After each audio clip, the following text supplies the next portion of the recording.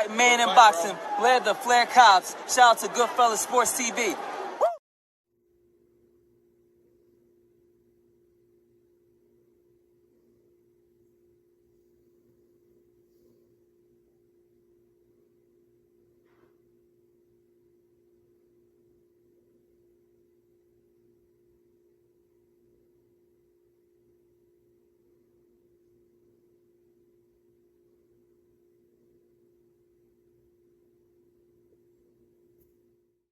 Don't forget to check out our sponsor, The Health Blaze, at thehealthblaze.com.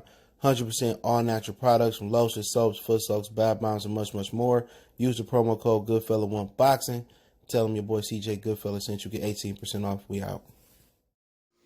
All right, man, we back. Goodfellas Sports TV. They just dropped the bomb. Ryan Garcia, Luke Campbell, December 5th. But also, we're going to talk about this weak PBC card they got November 7th. I'm going to tell you what actually was supposed to be the card. And also, you've seen the video of Teofimo Lopez putting in that work. And also, we're going to talk about Gevonta, Tank Davis, and Leo Santa Cruz winner being pound for pound. Appreciate everybody for checking in. Appreciate everybody that tapped in to the boxing live stream last night. I'll be going live non-boxing today unless it's some boxing breaking news worth talking about. But let's get into it. Make sure you hit that subscribe button, bell icon button, share the video. And, yeah, Luke Campbell and Ryan Garcia is done. I just so happened to have been strolling down Facebook this morning, and the DAZN page dropped the poster. December 5th is going to be. It was supposed to be November 14th. Luke Campbell was saying, and they settled on December 5th. I don't know why. Not sure of the details, if they're going to do it with fans in Florida or some other place. I'm pretty sure if they can make money off the gate, they'd do it. But personally, you know, I'm pulling for Ryan to win this fight. But, you know, at the end of the day, your heart and your head got to be two different things. So when I do the film, I pretty much figure it out. But the thing about it is Luke Campbell is not aggressive at all. He don't have no killer in him. Had he had some killer in him, he may be an undefeated fighter. I think he was a gold medalist. Good jab, good punching power. But he another guy that don't know how to use his power. He don't punch through the target. And if you are aggressive and you can be rough and tough, you've seen in your Vendi Mendy fight, you can dog him. You can push him. And Ryan is aggressive, all right? I'm not saying that he knows how to be rough and tough like Yvan Mendy in the trenches, but he is aggressive, and this could work against him, you know, being aggressive versus Luke, because, you know, Ryan chin pop up, all Luke got to do is just throw regular speed, and he might catch Ryan Garcia, but it's a good fight. But then again, you know, this is a better fight than Shakur had and Devin had. So if Ryan Garcia win this fight convincingly, you know, it's probably the best fight that a lot of these prospects with a title they had, or prospects in general, not named Teofimo Lopez. So it'll be an interesting fight. Also, after this, he's supposed to be the mandatory for, I think, Devin Haney, you know. So let's see if he fight Devin Haney after this. He was calling out Ryan Garcia was calling out Gevonta, Tank Davis. So we'll see how, you know, how he get down. You know what I'm saying? We keep his word and fight Devin Haney next. I mean, they can fight 2 or 3 times throughout their career, 2 or 3 different weight classes. So interesting fight. I think experience and boxing-wise, you know, you got to favor Luke Campbell in this fight, but knowing how Golden Boy roll and how much money that the DAZN got invested in Ryan Garcia, then, you know, Ryan Garcia might get it, you know, if it's close or split, or if it's a close fight, he might get it. But, you know, Luke coming off a loss, he can't afford a loss to Ryan Garcia, then he's summoned to gatekeeper status for real. So December 5th, they getting it on. You know, my heart is telling me, I mean, my fandom is telling me to go Ryan. But when I break down the film, I make a deciding factor. And, no, I don't really think Luke Campbell believe in his chin like that neither. So, I mean, if Ryan get off and hurt Luke Campbell early on and he able to jump on him, it wouldn't be surprised. But, you know, Ryan got a lot of power in that left hook. But, you know, when he throw it, he be out of position. And he throw it wild. So it's going to take somebody to time it and really clip him. So it should be an interesting fight. If he beat Luke, does that make me think he could beat Shakur, Devin, or Colbert? No. But, you know, if he beat him convincingly, that's a good win for him. You know, better win than Devin Haney ever had. So, I mean, it'll be interesting. Not saying he better than Devin, but he got a better win than him. He got a name. But Luke, good fighter. Ryan, we're going to see if he can be, you know, come out there and be a strong lightweight contender. And then after this, he take on Devin Haney. That'll be interesting. So December 5th is going down like Young Jock. I think that's the date they wanted Canelo to fight, December 5th or December 12th. So If they don't schedule nothing by for December 12th, or they reschedule another fight December 12th too, that means Canelo not gonna be fighting this year. So for people that's waiting on Canelo to fight, they want him to fight Billy Joe Saunders. And right now they're trying to hash out a deal. I know he has sent a counter offer to DAZN after he refiled that weak lawsuit he got. So we'll see. I guess they didn't want to do Ryan Garcia also the same month with Golovkin and with Devin Haney. You know what I'm saying? So they didn't want to do all them fights in 1 month, all for $20. So we'll see what else they got, lined up for November. We know October 30th, the Golden Boy got their only soul card with Jaime Munguia and Torian Johnson. That should be a good fight. And then they got the joint card with Luke and Ryan Garcia December 5th. But other than those 2 fights, they have nothing else. You know what I'm saying? I thought Fortuna and Linares was supposed to be rescheduled, but I haven't really heard much about that one. I thought it was supposed to be sometime in October, so not sure what's going down with that one. But people saying the winner of winner between Leo Santa Cruz and Gevonta Tank Davis should be pound for pound. And I think anybody that knows boxing don't believe that. Neither one of those guys deserve to be pound for pound. Leo, through moving up 4 weight classes, has never been considered pound for pound. His best win is Carl Frampton or Abner Mares. He's never fought an opponent that, that should make him pound for pound. Now, I'm not sure if he fought Abner the first time. I think he fought him both times after the Johnny Gonzalez stoppage.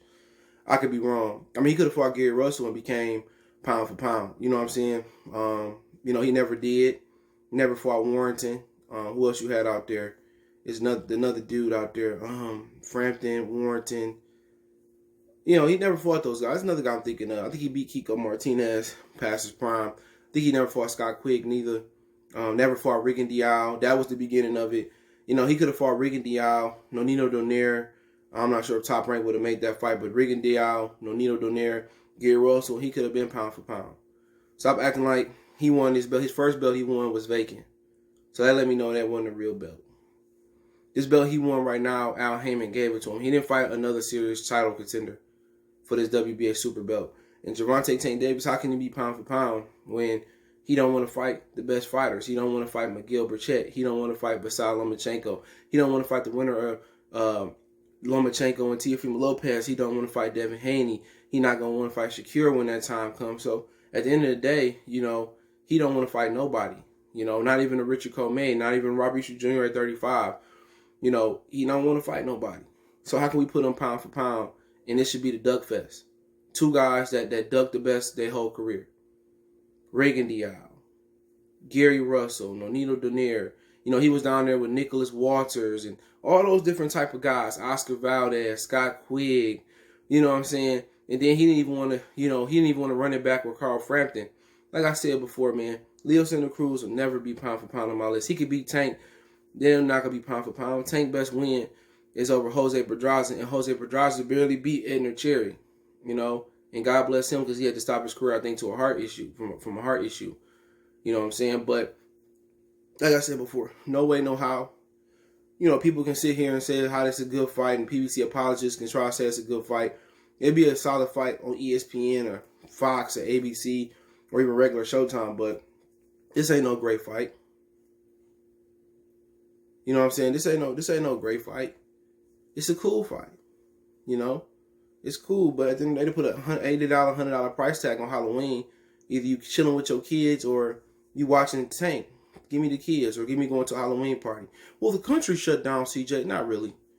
Everything opened back up here in October 9th. So movie theaters, everything that ain't open. And people ain't abiding by that. People still gonna have house parties and all types of stuff. And the police is not abiding by that as well. But like I said before, if you think either one of these clowns is pound for pound before or after this fight, you just a fanboy. They want to be found pound for pound. Leo know what he got to do. He got to beat Gary Russell. You know what I'm saying? Then if he could beat him at 30, then he got to beat JoJo. Then he got to beat Miguel Burchett. If Loma come back down, beat him too. And that's it. Other than that, I don't have no respect for him. Or Tank know what he got to do. He could be pound for pound. Shit, top 3 in one fight. Beat the winner of Teofimo Lopez and Lomachenko. It's as easy as that, but he don't believe he can. I think I can. No, he can't. He don't even think. They both said I'll fight them. I'll fight him after, you know, I become undisputed. TON Loma. You ain't heard nothing from Gevonta. Nothing. All the best. You know, Leo, a great fighter. Leonard, I won't wait. Okay. I'm hungry right now. I ate some, Floyd had me ate some fruit. I think it was, kiwi. You know, but I'm gonna wait. I'm gonna make the way. You know, I got a lot of respect for Leo. You know, just like me, Leo don't fight the best. You know, we pander around and we play ring around the rosy, but I ain't fighting him. You know what I'm saying? Mayweather, he ducked the best and waited for people to get old. With Loma 53, I'll think about it. Leo, I mean, my dad, he's sick, so, you know, I can't fight the best. But yeah, that is what it is on that part. Luis Ortiz is headlining another Fox card November 7th. It was actually supposed to be headlined by, my understanding was Andy Ruiz and Chris Ariola. I guess they wasn't ready to fight yet, so that fight ain't going down. They probably pushed to December or January, from what I understand. And so Luis Ortiz is now headlining versus Alexander Flores, the guy who got stopped by Charles Martin, lost to Joseph Parker, and had a split draw with somebody that was 4-4-1. Yes, I said 4 wins, 4 losses, and I think 1 draw. Not too long ago. So at the end of the day, if Fox gonna get out of boxing, just get out of boxing. If y'all gonna put on these type of cards, we didn't appreciate the Sean Porter bullish job. Who else they put on? The Lara card was bull job. Man, if you ain't gonna put on good fights on Fox, you hurting boxing more than you helping it. Put some of this stuff on PBC on FS1. You know what I'm saying? They is atrocious. They couldn't even make Ortiz and Andy Ruiz for November 7th. They trying to build that fight. They couldn't even make Andy and Chris Ariola for November 7th.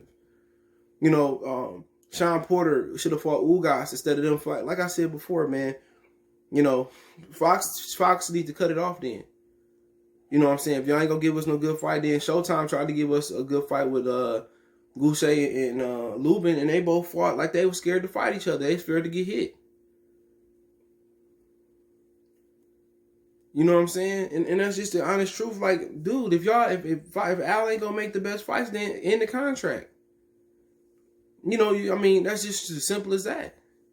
Ain't nobody want to see Luis Ortiz fighting on Alexander Floyd. Put that on FS1. Put that on Bounce. Fox should be showcase main events with prospects, or it should be real championship caliber fights, man.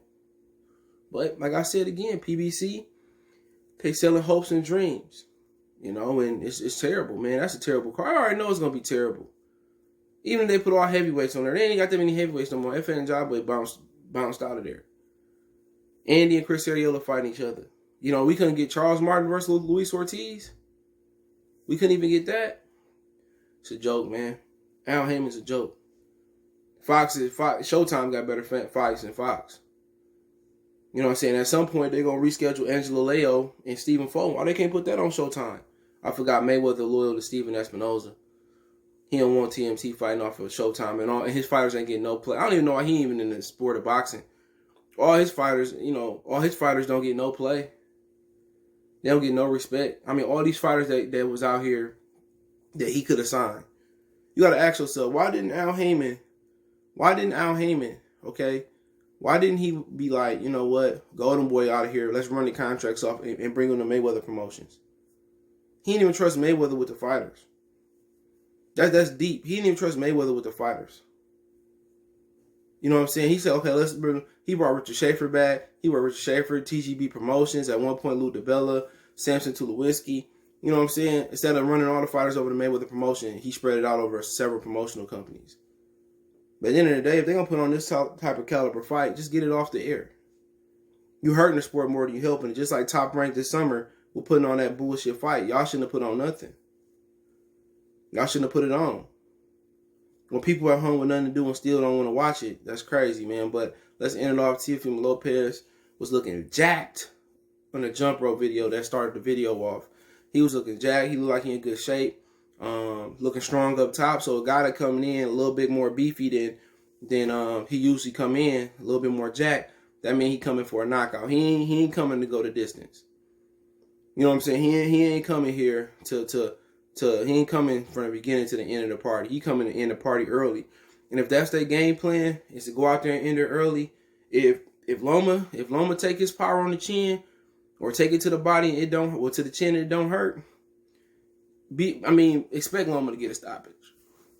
Maybe a quit, maybe a stamina stoppage. That's what I think it is. So if he come in there and he don't hurt Loma, get Loma respect with his power early on, and Loma get into a groove, it's gonna be over with. So he got to come in with that body and being jacked like he is. And he only 1 pound apart, but it just shows you how the body distribute the weight different. You got different body types. You got some guys that's top heavy. Got some guys that's bottom heavy. Pacquiao's one of those guys that's bottom heavy. People say, "Oh, he's so small. Look at his legs." But if you come in that jacked for the fight, you know what I'm saying? You come in to knock that dude out. And how they need to knock him out, either they need to press him early and touch the body, like I said last night on the stream, or they need to walk him into a shot. But, you got to put insurance. You got to have insurance in this fight. His insurance is going to be putting water in the basement and touching the body. But he looks swole. He look in shape. I heard Loma training hard. But if he can dish the power out, you know what I'm saying? It's going to be interesting. But you got to know Loma going to touch him to the body too. But if you push Loma on the back foot, Loma ain't going to try to throw body shots. So we'll see what happens. T.O. looking good. Don't forget me on Facebook, Instagram, Twitter. You can reach out if you got business, question, inquiry, sponsorship, video requests. Keep sharing the videos. Want to make a donation to the channel? Cash App, CJ Good 313. PayPal link in the description. Best way to donate is share the video. Appreciate the love, support. One time for the one time. And don't forget we got a Facebook group. That link's in the description too. We gone.